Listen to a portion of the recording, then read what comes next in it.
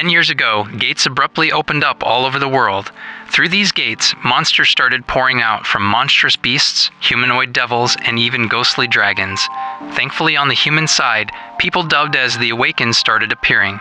These are the individuals who started exhibiting supernatural powers, whether it may be magic, martial arts, and other superhuman abilities.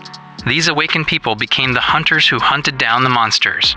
But for our protagonist, this doesn't matter. A young teen named Jihyoung is just minding his own business when a large block of diamond slams into his face, knocking him back into the desks and chairs of the classroom. Blood starts pouring out from Jihyoung's mouth and head, staining the floor. 3 other students are standing over him. A brown-haired teen smirking down on him called Thor, one chewing a bubble gum called Sandman, and a white-haired teen leading them with a diamond levitating before his arm called Crystal. Crystal calls Jihyoung a worm and orders him to squirm around. In this awakened specialization high school, Jihyoung is just a loser. Jihyoung's awakened ability is to regenerate, a skill so powerful that it's supposed to be an S-rank ability. Unluckily for Jihyoung, his version of regeneration is just downright undesirable. Anytime he has to regenerate, it hurts like hell. Jihyoung screams and writhes on the ground as his body tries to repair the damage to his cracked skull. Meanwhile, the bullies attack him and laugh at him as he flails around from the pain of his healing. There isn't even any proof of the bullying left once he's healed. Thus, he has no choice but to just sit at his desk and endure their bullying. The authorities, including the teachers or the police, cannot do anything. In fact, they won't do anything. Why? Well, as class awakened individuals with strong powers receive special treatment from the government. His 3 bullies with their powers over diamonds, electricity, and earth are all considered S-class individuals. After school, Jihyoung heads back home to the little shop in front of their house. His mom greets him warmly and gives him some food.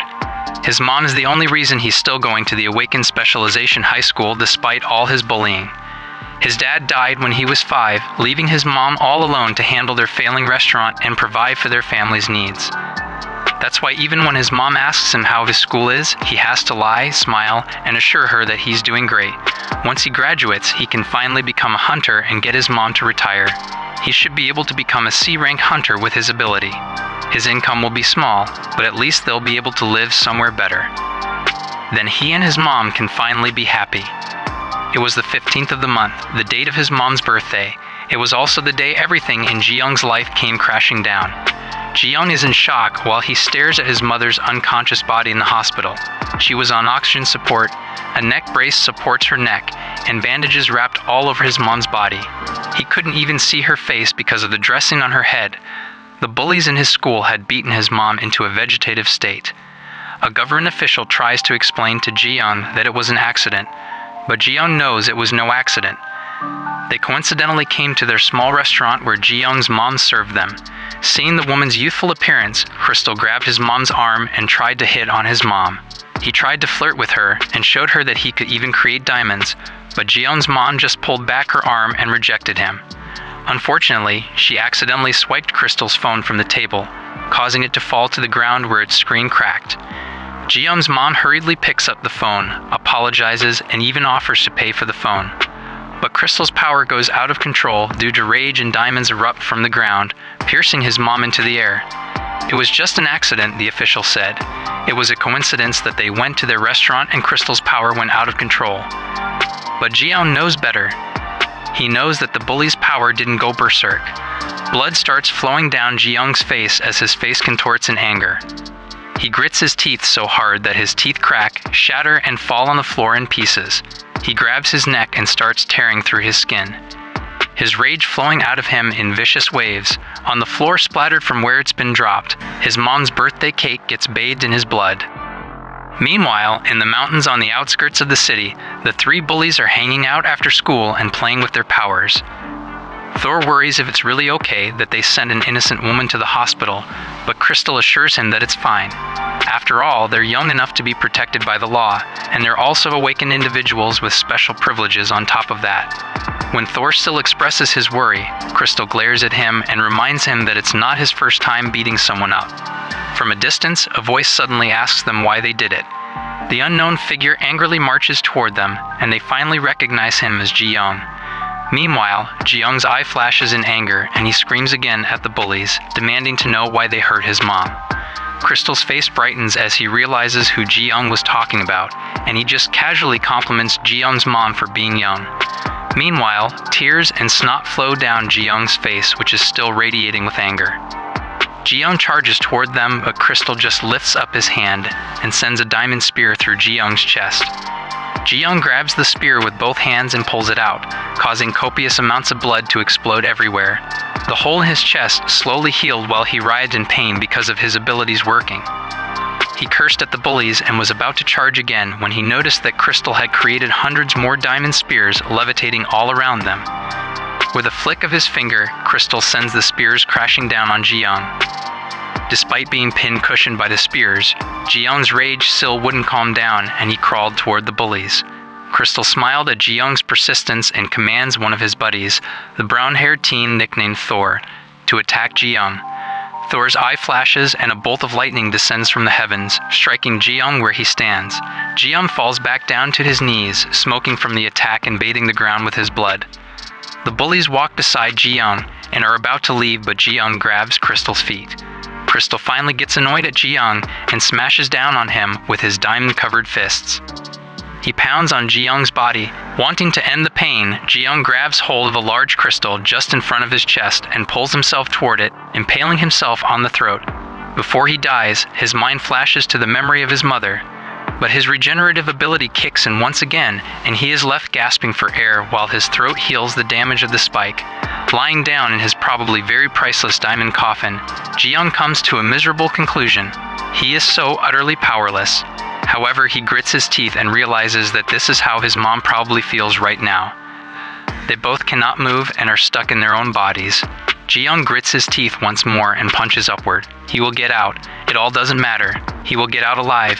Jihyoung continues punching upwards, gritting through his injuries and through his painful regenerative ability. A long time later, the mountains on the outskirts of the city are still as peaceful as ever.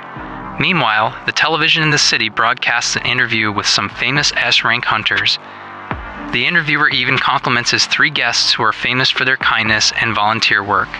The guests explain that they just feel joy whenever they help out those in need, and they still feel that way. These 3 guests, Jihyoung's former bullies, had now graduated and are working as S-class hunters, the best of the best.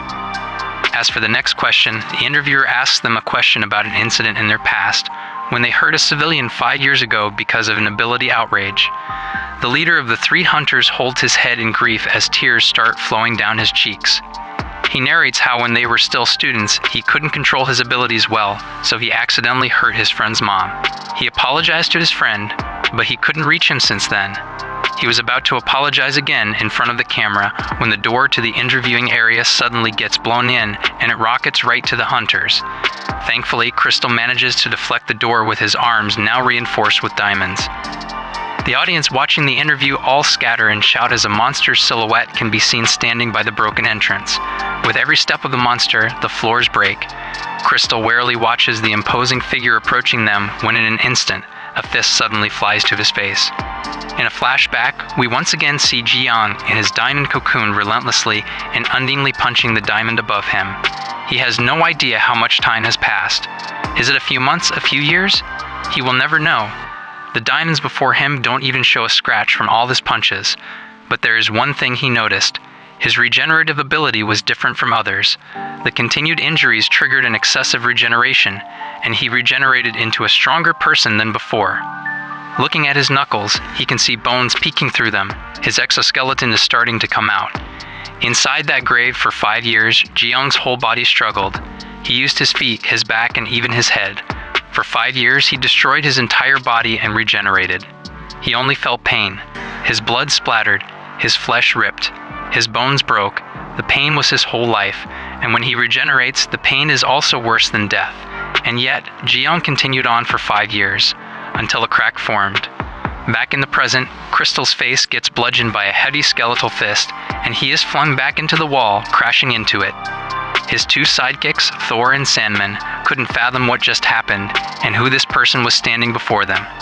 A person looking more like a demon than a human, with an exoskeleton all over him, and even half his face is masked with a skull.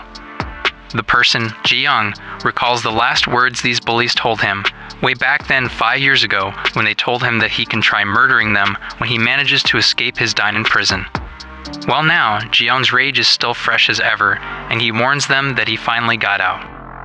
However, for the bullies, they couldn't even remember this last interaction with Jihyoung, more so connect their weak classmate in the past to this imposing monster before them now. They puzzlingly stare at one another, while Crystal gets back up from behind them. He orders them to just murder the guy, so Thor quickly summons a flash of lightning to hit the enemy. The resulting bolt of electricity caused a massive explosion of power and debris, but Jihyoung had managed to endure the attack. Lightning still crackles all over his body, but he grins through it and charges at Thor. Jihyoung lunges at Thor with his fists, using blade-like bone protruding from his forearm to spear through Thor. The sharp weapon cuts through Thor's neck, and his decapitated head flies through the air, still containing his shocked face. Crystal and Thor are stunned by this shocking turn of events, and they can't even move as their friend's blood splatters over them. A few seconds later, after Thor's body hit the ground, Sandman finally manages to react, and he sends his power to Jihyoung. Pieces of rock, sand, and dirt converge and wrap around Jihyoung, imprisoning and crushing him in a ball of earth. Inside his earthly prison, Jihyoung grits his teeth once more and counterattacks. His prison explodes into a million tiny pieces, and in an instant, his fist now holds Sandman right by the jaw, popping the bubble gum he seems to have been chewing for 5 years already. His mind goes into alarm at what is about to happen next as Jihyoung tears off his jaw. Sandman falls to the ground clutching his brutalized face while Jihyoung lifts his sword arm to put him out of his misery. The blade slams into Sandman, finally ending his suffering, but Crystal is now behind Jihyoung with his fists ready to bludgeon Jihyoung. Jihyoung turns around to face him, but this just means the Dainan-laden fist crashes into his face. But unlike before, the skull encasing Jihyoung's face managed to pierce through Crystal's defenses, and his Dainan fists now have cracks running through them. Seeing this travesty, Crystal lifts up his hand and countless diamond spears appear again. Unlike when they were kids, when the spears were just surrounding Jihyoung, this time the spears are so large and numerous that it surrounds the whole building. Crystal brings down his finger, and the innumerable spears come crashing down and converging on Jihyoung, making him a human pincushion once more. Crystal stares at Jihyoung's mangled corpse, but to his horror, the spikes spearing through his body start to shake as Jihyoung tries to stand again. Blood is pouring and dripping all over his wounds, but this just made Jihyoung that much more menacing to look at.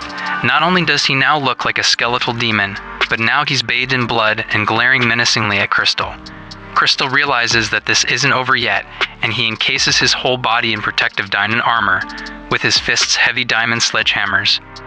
He brings his sledgehammers to bear and starts pummeling Jihyoung. With every punch of his, both bones and Dainan crack, and blood splatters all over. He unleashes a combo at Jihyoung and ends it with a devastating blow to the head. However, just like back then when they were teenagers, Jihyoung once again catches his fists with his mouth.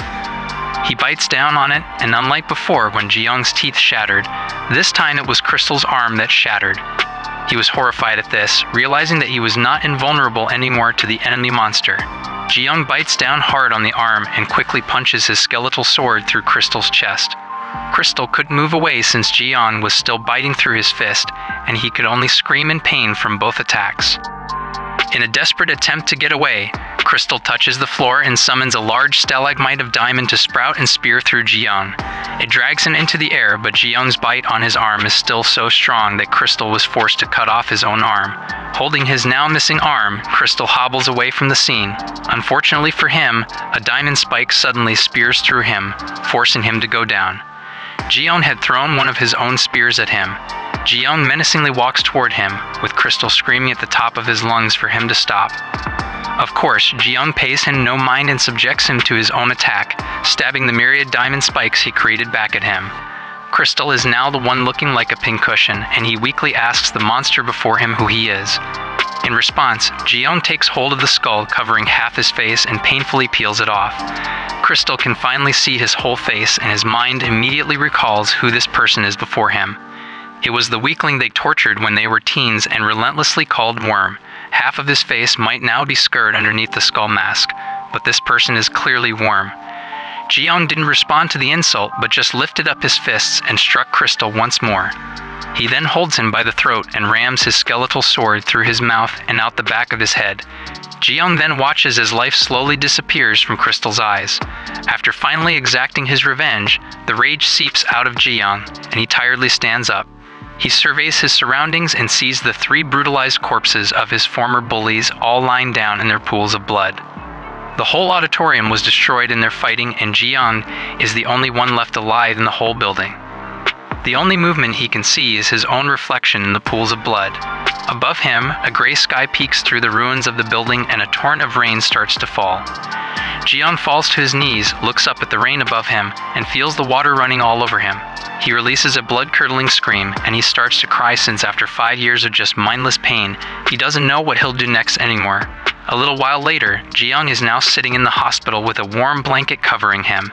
He was staring at the prone figure lying down on the hospital bed, and he couldn't believe that his mom was still alive. Somewhere under a clear blue sky, in the middle of the forest, there flickers a gate to another world. Inside this portal is a dark green cave where a group of hunters are just finishing up from hunting monsters. The 4 guys commended the girl in their group since it was her first time going that deep through the gate, and yet she still contributed a lot to the team. The girl bashfully thanks her comrades for looking out for her, but she gets horrified when she notices that the 4 men are now encircling her with an evil and hard glint to their eyes. The guys smirk and tell her that they are far more grateful for her accompanying them, and remind her that no one knows what happens inside the gate. The girl shakes in terror, but the muscular guy just restrains her hands and caresses her face. He tells her that it would take a month for them to get out of there, and he's very excited to spend that month with her. The muscular guy was about to lick her face when all of a sudden, his head flew off and rolled to the ground. The others are horrified at the sudden attack, and they look around to where and who attacked them. Meanwhile, the girl is stunned upon seeing that her savior is a humanoid monster all encased in an exoskeleton. Living up to their names and profession as hunters, the 3 male fighters quickly respond to the presence of another monster and barrage him with attacks. One of them summons multiple fireballs, and another creates a spear of darkness, while the samurai brandishes his katana. The fire and dark mage's attack violently strikes Jihyoung, but it barely scratches his exoskeleton. The samurai also attacks and stabs his katana in Jihyoung's chest. But to his horror, the katana just breaks. Jihyoung counterattacks in a flash, and the samurai is destroyed. The remaining 2 male hunters are horrified at this sudden turn of events. They can't even fathom how such a strong monster like this exists in the gate. Meanwhile, Jihyoung just lazily swipes his sword through the 2 males and decapitates them, leaving only the girl left. The girl is shaking and crying in fright in front of the monster. However, the monster just stares at him. She wipes away her tears and thanks the monster for saving her. But her gratitude abruptly stops as her head gets sliced off from her body. Jihyoung had attacked one last time. Why did he do this? Well, to answer that question, we have to go back to a few days ago. Jihyoung was still crying in the auditorium before the people he murdered when someone suddenly talked from afar. The voice tells him that what he did was amazing and asks him how he feels now that he has gotten his revenge. The voice was coming from a blonde-haired woman standing by the door. He asks the woman who she is, and she introduces herself as Sim Jaeyeon, South Korea's Hunter Association head. Jihyoung asks her how she knows about him, and what she says shocks him. She had been watching him ever since the incident 5 years ago. He realizes that he must be talking about her mother, and his rage suddenly bursts forth once more. The auditorium explodes as he charges at Jaeyeon. He was about to skewer her, but she just unflinchingly tells him that she can save his mother. These words stopped Jihyoung's fists just before he hit her, and the shockwave of his attack sent debris and rocks exploding through the corridor. Jihyoung asks her what her words meant, so she clarifies that she can wake up his comatose mother. After all, she is the only S-rank healer in the world. Jihyoung had learned from his mistakes, so he asks her how he can be sure she can be trusted. Jaeyeon gives a mirthless laugh and informs him that she was the one keeping his mother alive while he was stuck under the earth for 5 years. Thinking it over, Jihyoung asks her what he wants with him. Jaeyeon smiles and tells him that there is currently a problem with the world's situation. The hunters that sprouted all over the different countries are now too strong. Most military forces are no match for hunters, and there are even hunters stronger than nuclear forces. Thanks to these strong hunters, the monsters inside the gates have been mostly murdered. However, the gates still did not disappear. The gates now without monsters are being used by pathways by different countries. Nations are using them to fight wars, and the soldiers for these wars are the hunters. Unfortunately for them, South Korea doesn't have enough hunters. They couldn't stop the Japanese hunters from invading. That is, until Jihyoung appeared. If South Korea were to respond to Japan with their own hunters, it'll become total war. But a monster attacking hunters shouldn't be a problem. That is why JN is asking Jihyoung to be their monster, all in exchange for saving his mother. Back inside the gate, the group of hunters that Jihyoung just got rid of were the first of his Japanese victims. It was a beautiful summer day in Japan. However, something was brewing inside a particular glass building, the Prime Minister's official residence. Inside, the Prime Minister of Japan has summoned the Minister of Defense to ask him some questions. The old man has his hands clasped before him and calmly asks the young Minister of Defense if there are strong monsters inside the gates. When the Minister of Defense answers in the negative, the Prime Minister then asks him if there are strong hunters in South Korea. The Minister of Defense replies no once again. The Prime Minister suddenly slams his fist on the table and demands to know why their hunters haven't taken over the Korean peninsula if there are no monsters or Korean hunters standing in their way. The veins on his bald head bulge in irritation as he demands an answer from his subordinate. This old menacing-looking man is Ryuzaki Juto, the man leading the country of Japan as its Prime Minister. The Prime Minister apologizes to his superior and promises to rectify the issue. When Prime Minister Judo asks him how he plans to rectify it, the Minister of Defense smiles and declares that he himself will take care of it. This young man is Japan's #1 hunter and Minister of Defense, Ikosai Kajuru. With his simple cape, gold bracers, and one singular earring, Kajuru doesn't look like the dangerous hunter that he actually is. A singular lock of white hair in the shape of the moon is also prominently displayed above the rest of his dark hair, a clue to his style and technique. After his meeting, Defense Minister Kajuru orders his secretary to prepare his sword. He will go alone inside the gates. His secretary nervously remarks that the hunters they all sent inside the gates were all lights, so it would be wise for him to go along with the others. However, Kajuru just stops walking and asks her if he looks like the person who would need something like that. Sensing his dangerous aura, the secretary quickly apologizes and prepares his sword. A few hours later, Kajuru had passed through the gate in Japan's countryside and is now in the lands beyond. He is walking through the cave where the other Japanese hunters went missing, and he wonders what could have happened to his useless subordinates. Numerous weak and small monsters attack him, but he just passes through them after cutting them to ribbons with his sword. He knows that his subordinate hunters couldn't have died against weak monsters like those. While wondering what could possibly be inside the cave, he finally gets to the end. Inside, the Japanese hunters' bloody corpses are all piled up on one another, and sitting on top of them is a humanoid skeletal monster.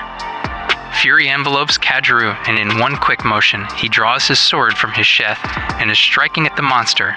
To his utter surprise, his sword was stopped by the monster's own skeletal sword attached to its hand and its armored forearm.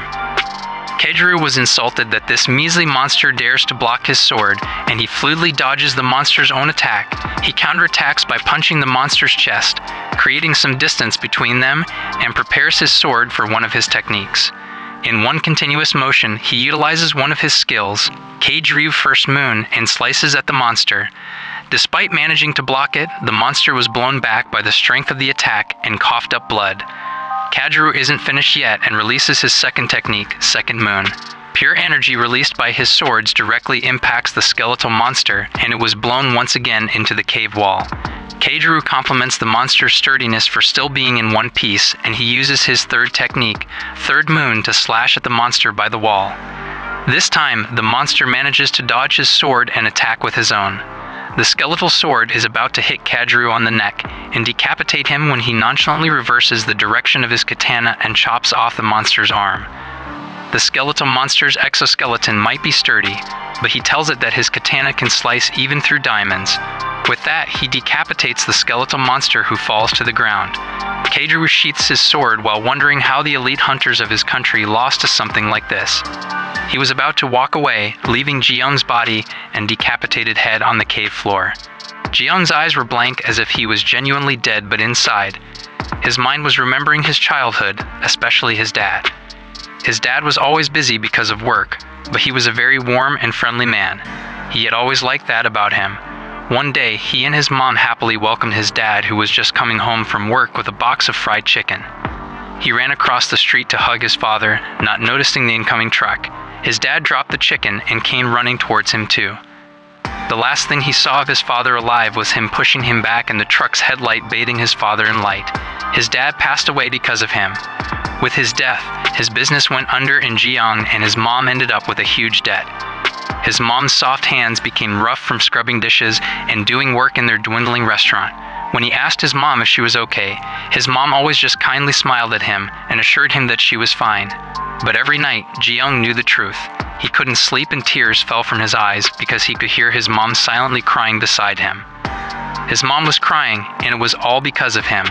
Days later, he realized that someone like him shouldn't live anymore, and his shaking hands held the box cutter. A few minutes later, his mom was bringing him dinner when she abruptly dropped the tray when she saw what her son was doing. Jihyoung was crying but smiling as he held his injured hand before him. He happily tells his mom that he might be an awakened. His wrist slowly heals and the TV blares about an interview with Korea's #1 hunter, a crystal named Jihyoung. Jihyoung hugs his mom and declares that just like the guy on the TV, he'll become a hunter and make them rich and happy. But that's not what happened. Years later and now, his mom is comatose in the hospital.